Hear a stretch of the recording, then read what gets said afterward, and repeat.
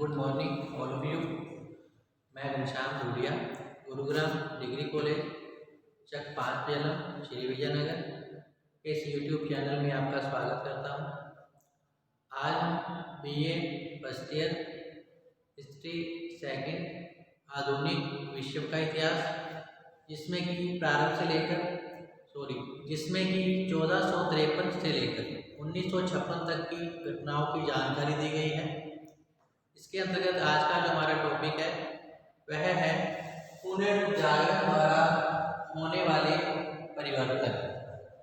पुनर्जागरण के परिणाम स्वरूप जैसा कि साहित्य, कला और विज्ञान के क्षेत्र में काफ़ी उन्नति हुई थी, क्योंकि पुनर्जागरण के परिणाम स्वरूप ही मनुष्य का बौद्धिक विकास हुआ, शिक्षा के क्षेत्र में उन्नति हुई, अनेक साहित्यों की रचना की गई थी। पुनर्जागरण के परिणाम स्वरूप यूरोप में जो है इसके पुनर्जागरण के द्वारा होने वाले जो परिवर्तन जो इस प्रकार थे। सबसे पहले है साहित्य के क्षेत्र में परिवर्तन।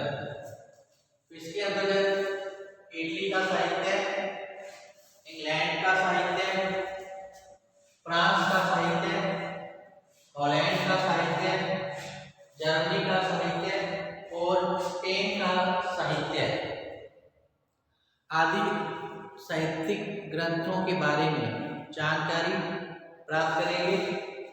इटली का साहित्य, इसके अंतर्गत जो प्रमुख नाम लिए गए हैं वह है दांते। नंबर 1 पर है Dante, number 2 Petrarch, number 3 Boccaccio, 4 number Ariosto, 5 number Tasso और 6 नंबर है मैकियावेली। सबसे पहले है जैसा कि दांते, तो साहित्य के क्षेत्र में तो पुनर्जागरण के कारण विद्या और साहित्य की अत्यधिक उन्नति हुई थी। पुनर्जागरण से पूर्व जो विद्वान हैं लैटिन और यूनानी भाषाओं में अपनी पुस्तकों की रचना किया करते थे, परंतु पुनर्जागरण के परिणाम स्वरूप अब बोलचाल की भाषा में साहित्य की रचना अब की जाने लगी। अब जर्मन, फ्रेंच, अंग्रेजी, स्पेनिश, इतालवी आदि भाषाओं का विकास संभव हुआ था। अब समस्त यूरोप में लोक भाषाओं तथा राष्ट्रीय साहित्य की रचना होने लगी। इस प्रकार पुनर्जागरण के कारण अनेक यूरोपियन भाषाओं का विकास हुआ था। पुनर्जागरण के कारण साहित्य पर से धर्म का जो प्रभाव था अब हट गया था। अब साहित्य में मानव जीवन से संबंधित विषयों पर विवेचन किया गया। अब जो साहित्य था आलोचना प्रधान, मानववादी तथा व्यक्तिवादी हो गया। अब साहित्य में आलोचना को भी स्थान मिलने लगा था। इस युग में अनेक काव्य, महाकाव्य, नाटक, उपन्यास, कहानी, निबंध आदि पर उच्च कोटि की रचनाएं लिखी गई। गद्य तथा पद्य दोनों में ही साहित्य का विकास संभव हुआ था। तो विभिन्न देशों की तत्कालीन साहित्यिक दशा तथा साहित्यकार जो थे इस प्रकार थे, जैसा कि पहला नाम है दांते का, जो कि इटली का साहित्यकार था। दांते जिनकी समय अवधि जो है 1265 से 1321 निर्धारित की गई है। दांते जो था इटली का एक प्रकांड विद्वान रहा था। दांते इटली का एक प्रकांड विद्वान रहा था। वह अपने समय का सर्वश्रेष्ठ कवि था। उसे पुनर्जागरण का अग्रदूत भी माना जाता है। उसने इटालियन भाषा में डिवाइस कॉमेडी दांते ने इटालियन भाषा में डिवाइस कॉमेडी नामक महाकाव्य की रचना की थी। उसके माध्यम से ही उसने लोगों को मानवता, प्रेम और देशभक्ति की भावना का पाठ पढ़ाया था। उसने अपनी पुस्तक में पोप तथा सामंतों के नैतिक पतन की ओर जन साधारण का ध्यान भी आकर्षित किया था। दांते जो इटली का प्रसिद्ध साहित्यकार था, इसकी जो प्रमुख रचना है डिवाइस कॉमेडी मानी गई है, ये एक महाकाव्य था। नेक्स्ट है पेट्रार्क, नंबर 2 पर है पेट्रार्क। पेट्रार्क भी इटली का एक प्रसिद्ध साहित्यकार था। वह मानववाद का जन्मदाता था। पेट्रार्क को मानववाद का जन्मदाता कहा जाता है। उसने प्राचीन यूनानी तथा रोमन ग्रंथों के अध्ययन पर काफी बल दिया। उसने यूनानी तथा लैटिन भाषा के पुराने हस्तलिखित ग्रंथों को संग्रहित किया। उसने अनेक कविताओं की रचना की थी। उसने अफ्रीका नामक एक लंबा गीत भी लिखा था। नेक्स्ट है बोकेशियो, 3 नंबर पर है बोकेशियो। बोकेशियो लैटिन गद्य साहित्य का पिता कहा जाता है। बोकेशियो जो कि लैटिन गद्य साहित्य का पिता कहा जाता है, इनकी समय अवधि जो है 1313 से 1375 ईस्वी मानी गई है। इसने डेकोमेरन नामक पुस्तक की रचना की थी। बोकेशियो ने डेकोमेरन नामक पुस्तक की रचना की थी। इसमें 100 हास्य कहानियों का संकलन है। इन कहानियों में तत्कालीन संपन्न एवं कुलीन समाज में व्यापक बुराइयों का जो है वर्णन इसमें किया गया है। नेक्स्ट है एलियास्टो, 4 नंबर है एलियास्टो।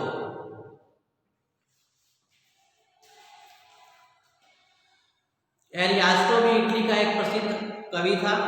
उसने ओरलैंडो पूरी ओसी, इन्होंने ओरलैंडो पूरी ओसी नामक काव्य की रचना की थी, जिससे उसको काफी प्रसिद्धि भी प्राप्त हुई थी। नेक्स्ट है टासो, 5 नंबर पे है टासो।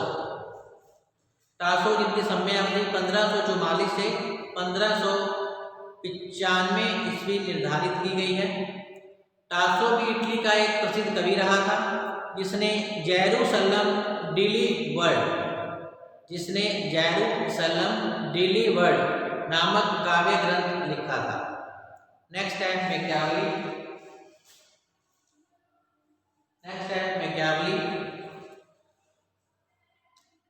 मैकियावेली इटली का एक प्रसिद्ध राजनीति विचारक तथा प्रसिद्ध साहित्यकार रहा था। उसने द प्रिंस नामक ग्रंथ की रचना की थी। मैकियावेली ने द प्रिंस नामक ग्रंथ की रचना की थी। मैकियावेली की जो समय अवधि है 1469 से 1527 ईस्वी के मध्य मानी गई है। इस प्रकार इटली के प्रमुख साहित्यकार ने दांते, पेट्रार्क, बोकेशियो, एलियास्टो, टासो और मैकियावेली रहे थे। इन्होंने अनेक साहित्यों की रचना की थी। नेक्स्ट है इंग्लैंड का साहित्य। इनमें चौसर का नाम sir Thomas More, sir Thomas More, Edmund Spenser, Milton, फ्रांसीसी बेकन और विलियम शेक्सपियर के नाम मुख्य रूप से लिए जा सकते हैं। सबसे पहले है चौसर। चौसर इंग्लैंड का उच्च कोटि का कवि था। उसे अंग्रेजी काव्य का पिता भी कहा जाता है। उसने कैंटरबरी टेल्स, चौसर ने कैंटरबरी टेल्स नामक काव्य ग्रंथ लिखा था। नेक्स्ट है सर टॉमस मूर। इसकी समय अवधि 1478 से 1535 ईस्वी निर्धारित की गई है। सर टॉमस मूर इंग्लैंड का एक प्रसिद्ध विद्वान रहा था। उसने यूटोपिया नामक ग्रंथ लिखा था। सर टॉमस मूर ने यूटोपिया नामक एक ग्रंथ लिखा था। इस पुस्तक में उसने आदर्श समाज तथा आदर्श राज्य के सिद्धांतों का वर्णन किया है। नेक्स्ट है एडम स्पेंसर, जिसकी समय अवधि 1552 से 1599 ईस्वी है। स्पेंसर इंग्लैंड का प्रसिद्ध कवि था। उसने फेयर क्वीन नामक काव्य की रचना की, जिसमें मानव स्वभाव की अच्छाइयों और बुराइयों का सुंदर विवेचन किया गया है। इसमें मध्ययुगीन खेलकूदों तथा तमाशों का भी वर्णन है। नेक्स्ट है मिल्टन, 4 नंबर पे है मिल्टन। मिल्टन भी उच्च कोटि का कवि था। उसने पैराडाइज लास्ट तथा पैराडाइज रिंगेंड नामक काव्यों की रचना की थी। नेक्स्ट है फ्रांसीसी बेकन, 5 नंबर फ्रांसीसी बेकन, जिसकी समय अवधि 1561 से 1626 ईस्वी रखी गई है। फ्रांसीसी बेकन भी एक प्रसिद्ध साहित्यकार रहा था। उसने भी अनेक उच्च कोटि के निबंध लिखे। उसने अपने निबंधों के माध्यम से प्रकृति तथा भौतिक विज्ञानों के अध्ययन पर बल दिया था। द एडवांसमेंट ऑफ लर्निंग तथा द न्यू एटलांटिक्स उसकी जो है प्रसिद्ध रचनाएं मानी गई हैं। नेक्स्ट है विलियम शेक्सपियर, जो कि सबसे अधिक प्रसिद्ध थे, इंग्लैंड के साहित्यकार रहे थे। विलियम शेक्सपियर एक महान नाटककार भी थे और उच्च कोटि के कवि भी रहे थे। मानव जीवन के हर पहलू और स्थिति का चित्रण करने में इन्हें काफ़ी सफलता प्राप्त भी हुई थी। उसने अपनी रचनाओं में मानवीय स्वभाव के सभी पहलुओं का वर्णन किया। उसके नाटकों में Hamlet, Macbeth, King Lear, Othello, Romeo and Juliet, Julius Caesar, merchant of Venice तथा एज यू लाइक इट आदि विशेष रूप से इनकी प्रसिद्ध रचनाएं रही हैं। बेन जॉनसन तथा मालो भी इंग्लैंड के ही प्रसिद्ध साहित्यकार रहे थे। तो इस प्रकार इंग्लैंड के साहित्यकारों में Chaucer, sir Thomas More, Adam Spenser, Milton, फ्रांसीसी बेकन और विलियम शेक्सपियर के नाम जो है मुख्य रूप से लिए जा सकते हैं। आइए अब हम देखते हैं फ्रांस का साहित्य। इनमें विलो, रेबिलेस, मॉन्टेन के नाम मुख्य रूप से लिए जा सकते हैं। हॉलैंड के साहित्य में इरेसमस का नाम प्रमुख रूप से लिया जाता है। फ्रांस का साहित्य फर्स्ट है विलो, जिसकी समय अवधि 1431 से 1483 ईस्वी रखी गई है। विलो जो था फ्रांस का एक प्रसिद्ध कवि रहा था। उसने फ्रांसीसी भाषा में अनेक कविताएं लिखी। नंबर 2 है रेबिलेस, नंबर 2 पर है रेबिलेस।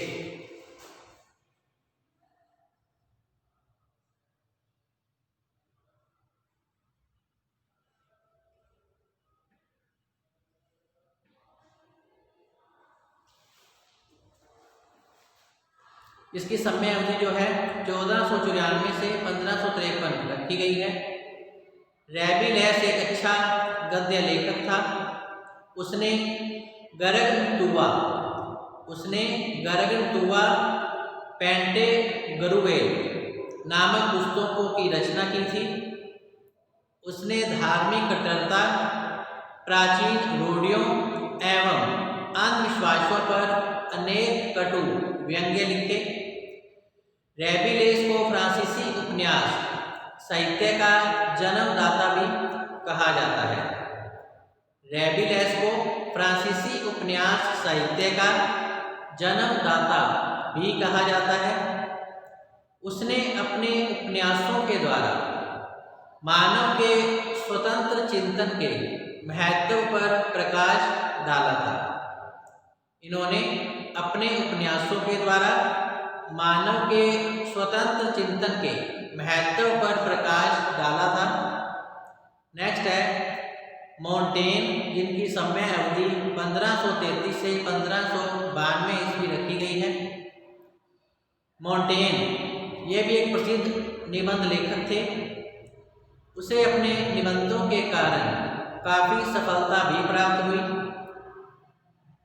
उसने अपने निबंधों में व्यक्तिगत भावनाओं तथा घटनाओं का सुंदर चित्रण प्रस्तुत किया है।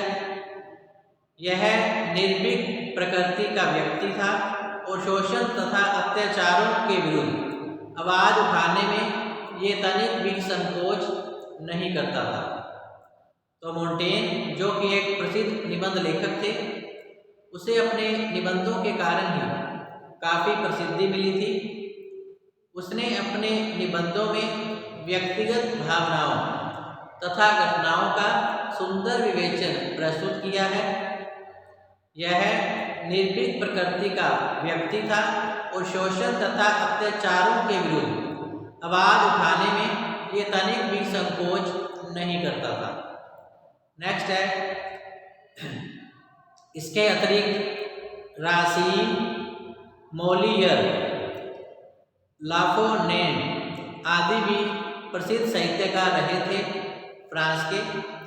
नेक्स्ट है हॉलैंड का साहित्य, जिनमें इरेसमस का नाम मुख्य रूप से लिया जाता है।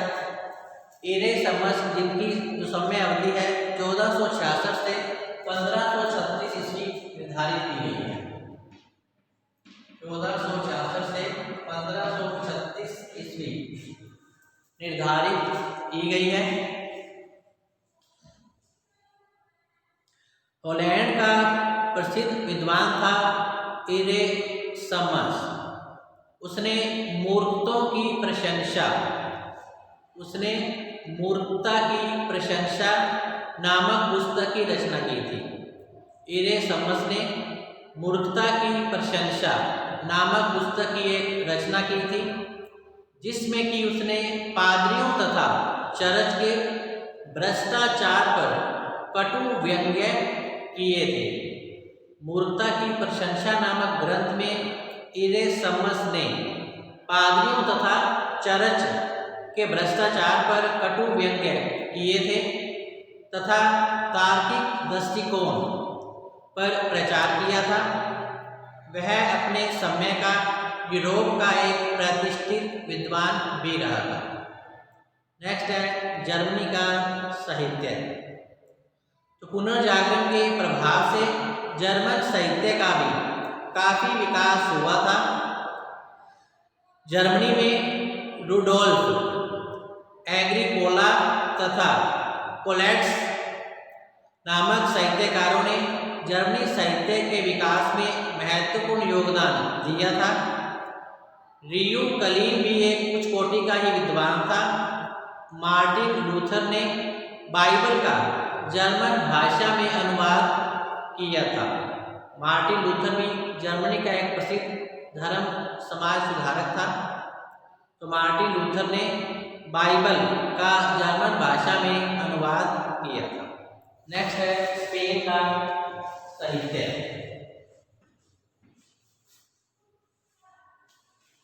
स्पेन का साहित्य तो सर्वांटीज स्पेन का एक प्रसिद्ध विद्वान था। उसने डॉन क्विक्जोट नामक ग्रंथ की रचना स्पेनिश भाषा में की थी। इसमें स्पेन के किसानों की दशा का जो है वर्णन किया गया है और सामंती प्रथा की हंसी उड़ाई गई है। लोपे डी वेगे ने भी स्पेनिश भाषा के विकास में अपना योगदान दिया था। एल्डेन, जो कि एक उच्च कोटि का कवि रहा था। तो इस प्रकार पुनर्जागरण के द्वारा होने वाले परिवर्तनों में साहित्य के क्षेत्र में क्या परिवर्तन हुए, इसके बारे में जानकारी प्रदान की गई है। साहित्य के क्षेत्र में इटली का साहित्य है, इंग्लैंड का साहित्य है, फ्रांस का साहित्य है, हॉलैंड का साहित्य है, जर्मनी का साहित्य है और स्पेन का साहित्य जो है प्रमुख स्थान रखता है।